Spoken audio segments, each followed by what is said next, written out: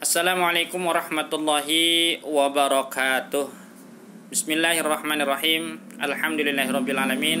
Wassalatu wassalamu ala asyrafil anbiya wal mursalin wa ala alihi washabihi ajmain, amma ba'du. Adik-adikku sekalian yang Pak Muhyiddin cintai, baik, pada kesempatan kali ini kita jumpa lagi dalam pembelajaran mulok Bulughul Maram dan tafsir. Walaupun dalam keadaan daring, mudah-mudahan adik-adik juga tetap semangat belajar di rumah via online ini. Dan Pak Muhyiddin kali ini akan membacakan kitab Bulughul Maram halaman 14, hadis yang ke-10 dan ke-11. Dipersiapkan seperti biasa kitabnya, kitab Bulughul Maram min Adillatil Ahkam, yang dikarang oleh Al-Alamah Al-Kabir, ya, ulama besar, ulama hadis, Al-Hafidh, yang hafal ribuan hadis, Ibnu Hajar Al-Asqalani. Baik, kalau udah siap kita baca dulu. Namun seperti biasa, adab membaca kitab, kita bertawasul dengan membacakan suratul Fatihah, ya, mudah-mudahan dengan berkat Fatihah kita diberikan keberkahan kesehatan, ilmu yang bermanfaat, amin. Qala al-mu'allif rahimallahu ta'ala wa nafa'ana bihi wa bil fid darin amin. Qala la ilma lana illa ma 'allamtana innaka antal alimul hakim wa tub 'alaina innaka antat tawwabur rahim. Qala rabbi ishrah li sadri wa yassir li amri wa hlul 'uqdatam min lisani yafqahu qawli. Wa khususan ila mu'allif fi hadhihi kitab al-Fatihah. A'udzu billahi minasy syaithanir rajim. Bismillahirrahmanirrahim. Alhamdulillahi rabbil alamin. Arrahmanir rahim. Maliki yaumiddin. Iyyaka na'budu wa iyyaka nasta'in. Ihdinas siratal mustaqim. Siratal ladzina an'amta 'alaihim ghairil maghdubi 'alaihim waladdallin. Amin. Bismillahirrahmanirrahim. Wa an Anas ibnu Malik radhiyallahu anhu qala jaa a'rabiyun fabala fi taifatil masjid fazajarahun nas fanahahumun nabiyyu sallallahu alaihi wasallam falamma qadha baulahu amara nabiyyu sallallahu alaihi wasallam bidzanubin. Awas, ada bacanya bukan bidzunubin, beda artinya. Dzunub dengan zanub. Mimma'in fa uhriqa alaihi, muttafaqun alaih. Artinya wa an Anas bin Malik, lan riwayat saking Anas bin Malik radhiyallahu an qala radhiyallahu an, mugi nyukani Allah sinten Allah anhu saking Anas bin Malik. Qala ngucap ya Anas bin Malik, ya, ing lafaz jaa a'rabiyun. Jadi Anas bin Malik bercerita tentang kejadian jaa a'rabiyun, wistaka a'rabiyun, sapa wong Arab Badui sing paras ireng, ya. Kalau kata kita orang Badui. Fabala, maka kemudian nguyuh, ya wong Arab Badui sing ireng kon fi taifatin ing dalam fi taifatil masjid ing dalam sudut masjid. Fazajarahu, maka menggiring, maka menghadrik, ngegentak, hut, jere sapa je? Para sahabat. An-nasu sapa manusia, ya, nasu itu maksudnya sahabat Rasulullah. Panahahum, mangke nyegah ing manusia kabeh ing sahabat an-nabiyyu sinten kanjeng Nabi sallallahu alaihi wasallam. Falamma qadha bauluhu mangke semasa-masane peragat, ya, wis nekani ya arep duwe kon, ya, baulahu bukan bolu, ing nguyuhe arep duwe amara maka merintah ya kasitan kanjeng Nabi sallallahu alaihi wasallam bidzanubin, kelawan nyebor,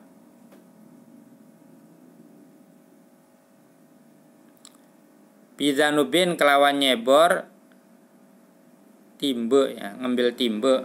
Jadi Rasulullah ngambil timba yang berisi air, ya,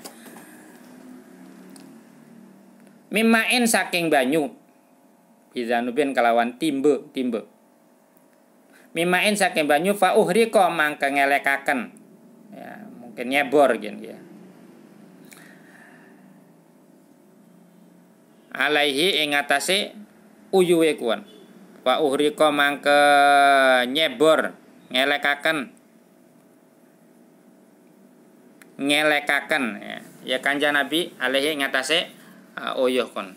Jadi hadis yang ke 10 ini adik-adik sekalian menerangkan ya, apabila ada kencing di tempat yang suci yaitu masjid, ya, sebagaimana datang seorang badui yang hitam itu di sudut masjid, kemudian dia kencing. Ya, mungkin Arab Badui ini karena dia tidak tahu, tidak belajar Islam, jadi kencing tiba-tiba. Apa mungkin masih kecil? Ya. Akhirnya karena melihat para sahabat itu melihat Arab Badui ini kencing, pada sewot, menghardik, ya, nyentak, "Wait, jangan kencing di situ." Pada ngemarahi lah. Kata Rasulullah, biarin dulu, ya, biarkan dulu, biar kencingnya selesai, biarkan. Ya, ini akhlak Rasulullah Sallallahu Alaihi Wasallam. Karena dia tidak tahu. Kalau tahu mungkin dia kencing di situ. Ya, setelah selesai, Rasulullah menyuruh kepada sahabatnya, ya, untuk ngambil timba, ya, air, mungkin ya sekarang mah ember lah, ya. Kemudian disuruh menyebor, dielekaken sampai najis itu betul-betul hilang dari sudut masjid. Ya, muttafaqun alaih, ini diriwayatkan oleh hadis Bukhari Muslim. Apabila kita, ya, atau di rumah kita, ponakan kita, anak kita bahkan, ya, kencing di lantai, bagaimana cara ngebersihannya? Ya, kalau di sudut barangkali bisa disebor. Tapi kalau di tengah-tengah rumah, ya, kalau disebor kan nanti acak-acakan kemana-mana. Nah, bagaimana caranya? Ambil dulu najisnya, ya. Setelah ambil najisnya, zat najisnya itu, baru kemudian dipercikan air. Lebih bagus dilap beberapa kali supaya hilang baunya, hilang warnanya, hilang zatnya itu, launuhu, ya, warnanya, rihuhu, baunya, ya, sampai zatnya sudah hilang, baru kemudian suci. Jangan langsung kita ambil pelan kemudian dipel, ya, kemana-mana najisnya, nggak boleh. Ya, itu cara membersihkannya. Baik, hadis yang ke-11, satu lagi kita baca lagi. Wa an Abi Umar radhiyallahu anhu ma qala Rasulullah sallallahu alaihi wasallam ukhilat lana maitatani wa damani. Lan riwayat saking Ibnu Umar radhiyallahu anhu ma mugi nyukani Allah sinten Allah anu masaking karoni Ibnu lan Umar. Kala ngucap ya Ibnu Umar, qala Rasulullah sallallahu alaihi wasallam, ngandika sinten Rasulullah sallallahu alaihi wasallam, ukhilat lana maitatani wa damani. Ukhilat den halalaken lana kaduwe kita maitatani apa, bebatang ruru, wa damani lan getih ruru.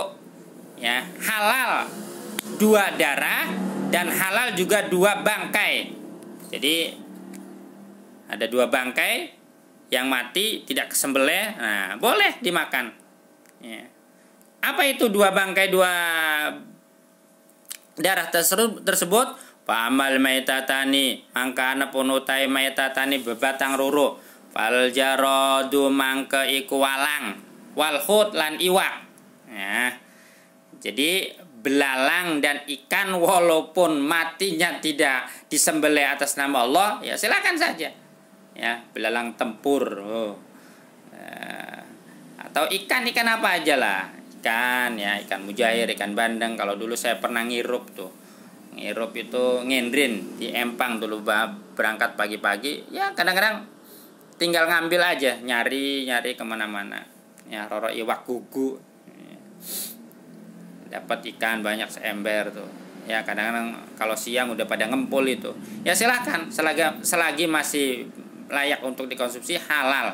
Masa ikan harus disembelih, belang di sini repot. Boleh. Ya. Fa ammad damani fa tohalu wal kabidu. Mangka anapun adamani getih ruru fa tohalu mangka iku limpa, ampel limpa, ya, kegimbes. Wal kabidulan ati. Nah, adapun 2 darah yang halal itu tidak lain adalah limpa, gegimbes. Nah, kemudian hati, jantung, hati itu halal dimakan. Tapi selain itu darah, ya hasil sembelihan dikumpulin, kemudian diendapin jadi kayak seperti hati, ya, wah itu nggak halal, haram. Ada, ya katanya, ya ada yang pernah tuh persis kayak hati dijual di pasaran, naudzubillah, ya itu haram karena darah. Ya, jadi jelas ada 2 bangkai yang halal untuk dimakan dan 2 darah yang halal untuk dimakan. Ya, bangkai tersebut tidak lain adalah belalang dan ikan, dan 2 bangkai tersebut, 2 darah tersebut tidak lain adalah limpa dan hati. Akhrajahu Ahmad ngeriwayataken hu ing hadis sapi Imam Ahmad dan Ibnu Majah wa fihi lan ikut pinjurane hadis dhafun iku dhaif, walaupun dhaif boleh diamalkan untuk fadhil amal selagi bukan masalah tauhid, ya. Boleh, bukan masalah apa.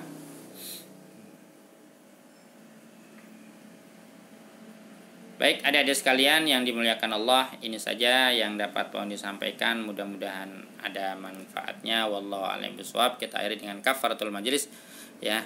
Terakhir seperti biasa tugas, ya. Coba simpulkan keterangan hadis yang ke-10 dan hadis yang ke-11. Itu tugas adik-adik sekalian, disimpulkan, nanti dikirimkan via WA Pomidin Japri boleh. Kita akhiri dengan kafaratul majlis. Subhanakallahumma wa bihamdika asyhadu an la ilaha illa anta astaghfiruka wa atubu ilaik. Wabillahi taufiq wal hidayah. Wassalamualaikum warahmatullahi wabarakatuh.